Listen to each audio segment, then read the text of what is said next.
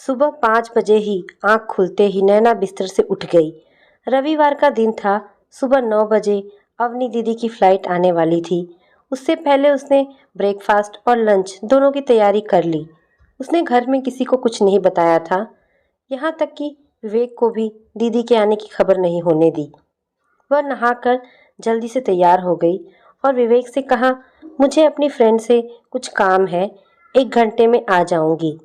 इससे पहले कि विवेक कुछ पूछते, वह जल्दी से घर से बाहर निकल गई। लिफ्ट से नीचे पहुंची, तभी ख्याल आया स्कूटर की चाबी तो उसने ली ही नहीं। वह वापस ऊपर आई। फ्लैट का दरवाज़ा खुला हुआ था। ज्यों ही वह अंदर आई, उसकी सासू माँ की आवाज़ कानों में पड़ी। देख विवेक, नैना इस घर की बेटी नहीं बहू है। यह भला कोई कायदा है? जीन्स टॉप पहनना, स्कूटर उठाया और चल दी। ना बड़ों का लिहाज, ना आंख में शर्म। मम्मी, आप किस जमाने की बात कर रही हैं? आजकल हर लड़की जीन्स टॉप पहनती है। दीदी भी सब कुछ पहनती है। उन्हें तो आप कुछ नहीं कहती। दीदी दूसरे घर की हो गई है, वह कुछ भी करे, मुझे क्या। और यह तुझे आजकल हो क्या गया है? 4 दिन शादी को नहीं हुई, हरदम बीवी की तारीफदारी करता रहता है। इतने में उसके ससुर जी की आवाज़ आई, विभा खामोश हो जाओ, क्यों व्यर्थ में अपने साथ साथ सबका दिमाग खराब कर रही हो? पढ़ी लिखी हो, जमाने के साथ चलना सीखो। इतनी अच्छी बहू मिली है, उसकी कदर करो। उसने चुपचाप चाबी उठाई और बाहर निकल आई। पापा ने उसका ढेरों खून बढ़ा दिया था। वह एयरपोर्ट पहुंची। दीदी की फ्लाइट आधा घंटा लेट थी। वह लॉबी में जा बैठी और आंखें बंद कर विचारों के सागर में डूबने उतरने लगी। विवेक से उसकी मित्रता एमबीए के अंतिम वर्ष में हुई थी। चंद दिनों में ही दोस्ती की सीमा लांघकर वे प्यार की ओर बढ़ गए। दोनों को मुंबई की 2 अलग अलग कंपनियों में जॉब मिली थी। जॉब लगते ही कब विवेक अपने मम्मी पापा के साथ उसका हाथ मांगने आया और कब उन दोनों का विवाह हो गया, पता ही नहीं चला। पलकों पर सतरंगी सपने सजोए वह विवेक के घर आ गई। चौथे दिन उन दोनों को हनीमून के लिए निकलना था। शाम का समय था। वह अपने कमरे में पैकिंग में व्यस्त थी। तभी उसकी सास ने विवेक को अपने कमरे में बुलवाया। कुछ देर बाद विवेक लौटे तो उनका चेहरा उतरा हुआ था। वो कुछ परेशान दिखाई दे रहे थे। उसने वजह जाननी चाही। झिझकते हुए वह बोले, नैना, मम्मी हनीमून पर जाने के लिए मना कर रही है। क्यों? नैना हैरान रह गई। उनका कहना है मुंबई में तो हम अकेले ही रहेंगे, फिर हनीमून पर जाने की क्या ज़रूरत है? इतने दिन उनके पास दिल्ली में ही रहे तो उन्हें अच्छा लगेगा। विवेक, मुंबई में अकेले रहने और हनीमून पर जाने में तो फ़र्क है ना। फिर हमारा रिजर्वेशन भी हो चुका है, होटल भी पहले से बुक है। उसके स्वर की निराशा ने विवेक को बेचैन कर दिया था।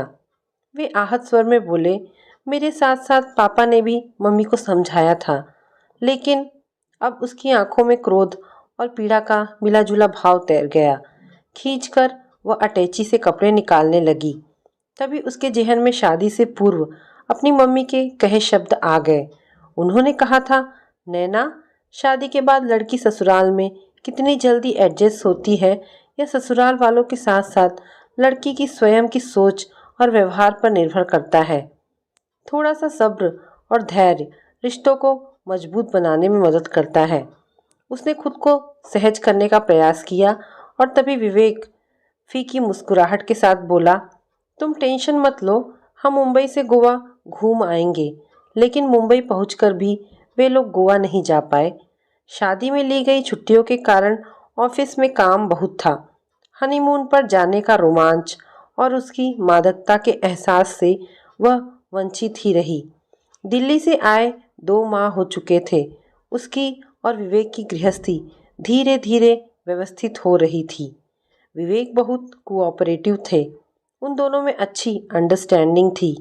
एक दिन दिल्ली से पापा यानी इसके ससुर जी का फ़ोन आया कि वो और मम्मी मुंबई आ रहे हैं। वह खुश थी। उसे ख्याल आया क्यों ना चुपचाप अपनी ननद अपनी दीदी को भी हैदराबाद से मुंबई आने का निमंत्रण दे दूं। उनके अचानक चले आने से विवेक और मम्मी पापा सरप्राइज हो जाएंगे। उसने दीदी को फ़ोन मिलाया। उन्होंने 10 दिन बाद आने का आश्वासन दिया। मम्मी पापा आ गए। उसने 2 दिन की छुट्टी ले ली ताकि आते ही वे दोनों अकेले ना पड़ जाए। वह खुश थी। उनका ज़्यादा से ज़्यादा ख्याल रखकर अपना इम्प्रेशन जमा लेना चाहती थी। पर सासू माँ का टिपिकल सास वाला रवैया उसके समझ से परे था। उनकी पैनी दृष्टि हरदम उसका निरीक्षण करती रहती थी। जरा सा मौका हाथ आया नहीं कि उपदेश देना शुरू कर देती थी। यही नहीं, विवेक का घर के कामों में हाथ बटाना भी उन्हें खटकता था। एक सुबह ऑफिस जाने से पहले वह सबके लिए नाश्ता बना रही थी। विवेक वॉशिंग मशीन से कपड़े निकालकर सुखा रहे थे। मम्मी जी से रहा नहीं गया। बालकनी में जाकर बोली, विवेक, यह क्या, कपड़े तू सुखा रहा है? इसमें हर्ज ही क्या है मम्मी? नैना भी बहुत बिजी रहती है। जब कमाते दोनों हैं तो घर का काम भी दोनों को मिलकर करना चाहिए। विवेक बोले, अच्छा, अब तो बड़ा समझदार हो गया है, पर पहले कभी तूने ऐसी समझ नहीं दिखाई। अपनी माँ का हाथ तो तूने कभी नहीं बटाया। ओ मम्मी, कैसी बातें करती हो? चलो, इस बार दिल्ली आऊँगा तो सारा काम मैं अकेले करूँगा। तुम बस पलंग पर बैठकर हुक्म चलाना। माँ के गले में बाहें डालकर विवेक हंस दिए थे। उसे बहुत बुरा लग रहा था। सासू माँ के इस एटीट्यूड ने उनके आने की सारी खुशी काफुर कर दी थी। अब उसे अफसोस हो रहा था, क्यों उसने अवनी दीदी को इनवाइट कर लिया। अकेली मम्मी जी का यह हाल है तो जब बेटी भी साथ होगी तब क्या होगा? वो तो मम्मी जी को और भी मेरे खिलाफ भड़काएगी। आखिर ननद जो ठहरी, लेकिन अब कुछ नहीं हो सकता था। तीर कमान से निकल चुका था। फ्लाइट आ चुकी थी। बाहर आने पर अवनी दीदी ने उसे गले लगा लिया। दीदी को देख घर में खुशी की लहर दौड़ गई। विवेक मुस्कुराते हुए बोले, नैना ने मुझे भी कुछ नहीं बताया। तुम दोनों लड़कियों ने हमें अच्छा सरप्राइज दे डाला, पापा जी ने कहा। पापा जी, ये प्लान आपकी बहू का था। इसी ने चुपके से मुझे इनवाइट किया था। अवनी दीदी के जवाब पर पापा जी ने मम्मी जी की तरफ इस तरह अंदाज से देखा मानो कह रहे हो, देखो अपनी बहू की काबिलियत। दोपहर में सभी डाइनिंग टेबल पर बैठे लंच कर रहे थे। विवेक को करेले की सब्जी खाते देख मम्मी से रहा नहीं गया। बोल ही दिया, यह क्या विवेक, तू करेला खा रहा है? शादी से पहले तो छूता भी नहीं था। नैना को करेला पसंद है, शायद इसीलिए।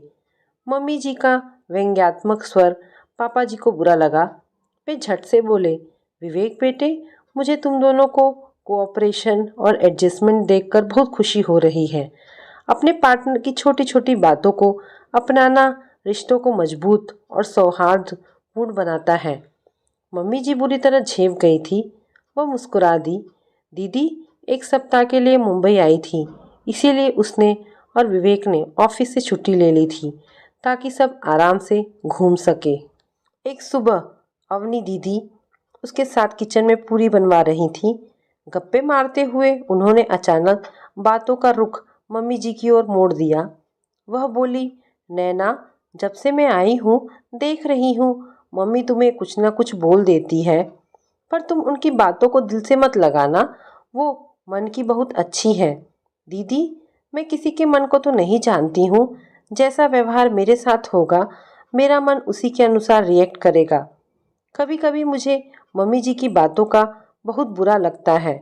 फिर सोचती हूँ, आखिर जो माँ इतने अरमानों से अपने बेटे की शादी रचाती है, वही बहू की सबसे बड़ी आलोचक, उसकी प्रतिद्वंद्वी कैसे बन जाती है? शायद इसकी वजह से उसके पूर्वाग्रह या फिर उसके अवचेतन मन में दबी हुई असुरक्षा की भावना है। कहीं बेटा उससे दूर ना हो जाए। इसी शंका के चलते वह चाहे अनचाहे नहीं चाहती कि बेटा बहू की ज़्यादा केयर ना करे। अभी नैना की बात पूरी भी नहीं हुई थी कि मम्मी जी की चीख सुनाई दी। दोनों बाहर भागे। बाथरूम से आते हुए मम्मी जी का पांव फिसल गया था। दरवाजे से टकराने के कारण माथे से खून बह रहा था। वे लोग बुरी तरह घबरा गए। पापा जी ने सहारा देकर उन्हें सोफे पर बिठाया। डेटॉल लाकर मम्मी जी का घाव साफ किया और पट्टी बांध दी। नैना ने कहा, मम्मी जी घबराइए मत, मेरे साथ डॉक्टर के पास चलिए, मैं स्कूटर निकाल रही हूँ। उन्होंने कहा। विवेक आ जाए तो मैं उसके साथ चली जाऊंगी। मम्मी जी, विवेक कार की सर्विसिंग के लिए गए हैं, पता नहीं कब तक आएंगे, आप मेरे साथ चलिए। डॉक्टर से पट्टी करवाकर वह लौटी, तभी विवेक आ गए। अरे मम्मी को क्या हुआ? विवेक घबरा उठे। कुछ भी तो नहीं, मामूली सी चोट है, दरवाज़ा लग गया था। अपने प्रति बेटे की चिंता को देख मम्मी जी प्रसन्न हो गई।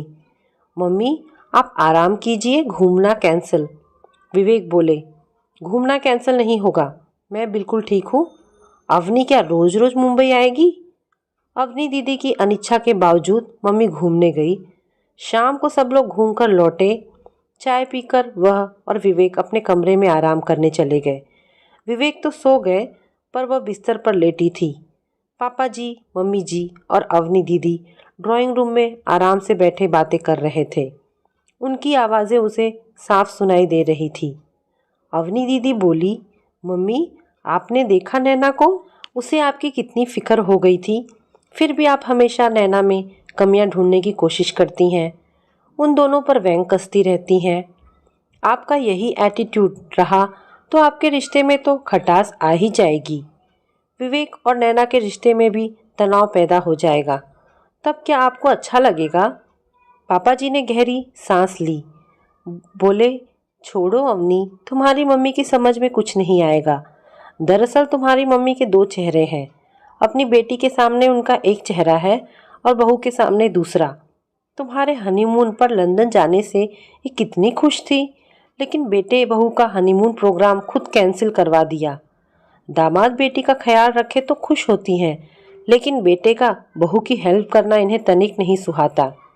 तब बेटा जोरू का गुलाम की पदवी पा जाता है। तुम्हारे घर जाती हैं तो किचन में तुम्हें घुसने नहीं देती, जबकि यहाँ किचन में जाना ही नहीं चाहती। पूछो इनसे, इतने दिन हो गए यहाँ आए हुए, कभी बेटे बहू को उनकी पसंद का बनाकर कुछ खिलाया? अवनी दीदी कुछ रुककर बोली, मम्मी, मुझे विश्वास नहीं हो रहा है कि आप ऐसा कर सकती हैं।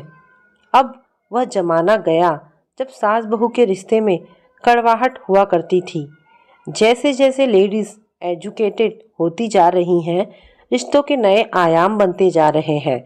आज की सास ने वह टिपिकल ललिता पवार वाला चोगा उतार फेंका है और उसकी जगह ले ली है एक पढ़ी लिखी समझदार औरत ने, जो अपनी बहू के लिए भी उतनी ही स्नेहिल है जितनी अपनी बेटी के लिए। यही वजह है कि आजकल सास और बहू के बीच दोस्ताना रिश्ते हैं। मम्मी, छोटी छोटी बातें जीवन में बहुत महत्व रखती हैं। इनसे रिश्तों में नज़दीकियाँ भी आती हैं और दूरियां भी पैदा हो जाती हैं। पापा बोले, तुम्हारा यही रवैया रहा विभा तो ना तो नैना दिल्ली आना चाहेगी और ना तो तुम्हें मुंबई बुलाना चाहेगी। हम आज की युवा पीढ़ी को दोष देते हैं कि वे संयुक्त परिवार में रहना ही नहीं चाहते, पर क्या इसकी वजह एक हम लोगों का दोषपूर्ण व्यवहार नहीं है? विभा, नारी के कितने रूप होते हैं। वह किसी की आज्ञाकारी बेटी है तो पतिव्रता पत्नी भी है, ममतामयी माँ है तो अनुशासन प्रिय सास भी है। जिसे एक पराये पौधे को अपनी बगिया में इस तरह रोपित करना होता है ताकि वह पौधा सिर्फ जमीन ही ना पकड़ ले, बल्कि भली भांति पल्लवित और पोषित भी हो। पर कुछ अपने पूर्वाग्रह और कुछ नासमझी के कारण महिलाएं इस भूमिका को निभाने में अक्सर चूक जाती हैं। मैं तुम दोनों की बात अच्छी तरह समझ रही हूँ। सच कहूँ तो आज सुबह से मुझे इस बात का एहसास हो रहा है कि मैं गलती कर रही हूँ। मम्मी जी की आवाज़ रुआसी हो आई थी। अगली सुबह एक नए आगाज के साथ आई। अपने प्रति मम्मी जी का स्नेहिल व्यवहार देखकर वो सोच रही थी, स्वयं को बदलना कोई कठिन काम नहीं है। ज़रूरत है बस अपने नज़रिए और इच्छा शक्ति में बदलाव लाने की। अवनी दीदी को बुलाना कितना सार्थक सिद्ध हुआ था कि उसे अब महसूस हो रहा था। उन्होंने अपनी समझदारी से यह साबित कर दिया था कि आज की पढ़ी लिखी ननद भाभी का रिश्ता जीवन में कितनी मिठास घोल सकता है। दोस्तों, ये कहानी यहाँ पर समाप्त होती है। आशा करती हूँ ये छोटी सी कहानी आपको ज़रूर पसंद आई होगी। अगर आपको कहानी पसंद आई है तो प्लीज़ इसे लाइक एंड शेयर करें। धन्यवाद दोस्तों। दोस्तों, हमारी आज की दूसरी कहानी है माफ़ी। शिखा और मनोज की शादी को 1 साल हो गया था। जब से इस घर में शिखा आई थी तब से बाबूजी उसकी आंख में खटक रहे थे। बस वह मौका ढूंढ रही थी कब वह घर से उनको निकाले। उनका टोकना शिखा को रास ना आ रहा था, क्योंकि शिखा कभी नल खुला तो कभी ट्यूबलाइट खुला छोड़ देती। जब बाबूजी समझाते तो शिखा गुस्से में मुंह बना लेती। एक दिन गैस पर दूध उबलता छोड़कर फ़ोन पर बात कर रही थी। बाबूजी किचन में आए पानी पीने तो सही समय पर गैस बंद कर दिया, वरना दूध गिर जाता, और जाकर बहू से कहने लगे, बहू ये क्या, तुम गैस पर दूध चढ़ाकर भूल गई थी। अगर मैं सही टाइम पर नहीं जाता तो दूध गिर जाता। बाबूजी, पर गिरा नहीं ना, तो आप अपने काम से काम रखिए, मेरे काम में दखल अंदाजी ना करें। तमतमाते हुए अपने कमरे में चली गई। जब देखो तब मेरे पीछे पड़े रहते हैं और कोई काम धंधा है ही नहीं इनको। शाम को मनोज के आते ही शिखा शुरू हो गई, देखो जी, मैं अब बाबूजी के साथ नहीं रहूंगी। जब देखो बहू ये करो, बहू वो करो। बहू, तुमने ये काम ऐसे क्यों किया? मैं तंग आ गई हूँ। अब इस घर में या तो बाबूजी रहेंगे या मैं रहूंगी, सोच लो तुम। शिखा, तुम्हारा दिमाग तो ठीक है, भला इस उम्र में कहाँ जाएंगे बाबूजी? जहाँ मन करे वहाँ जाए, पर इस घर में तो नहीं जगह है। वैसे ये घर मेरे नाम पर है। शिखा मुंह बनाते हुए बोली, यही मैंने सबसे बड़ी गलती की जो घर तुम्हारे नाम पर कर दिया। मनोज चिंतित स्वर में बोला। अगले दिन मनोज की बहन रेखा आती है। भैया, ये क्या सुन रही हूँ, आप बाबूजी को वृद्धाश्रम भेज रहे हैं? नहीं, ऐसा तुमसे किसने कह दिया कि मैं बाबूजी को वृद्धाश्रम भेज रहा हूँ? भाभी ने फ़ोन किया था। तब तक किचन से निकलते हुए साड़ी से हाथ पोंछते हुए शिखा आ गई। हाँ, मैंने फ़ोन पर बात की थी, और हाँ, 1-2 दिन में हम वृद्धाश्रम में बाबूजी को छोड़कर आ जाएंगे। पर तुमने मुझसे एक बार पूछा नहीं।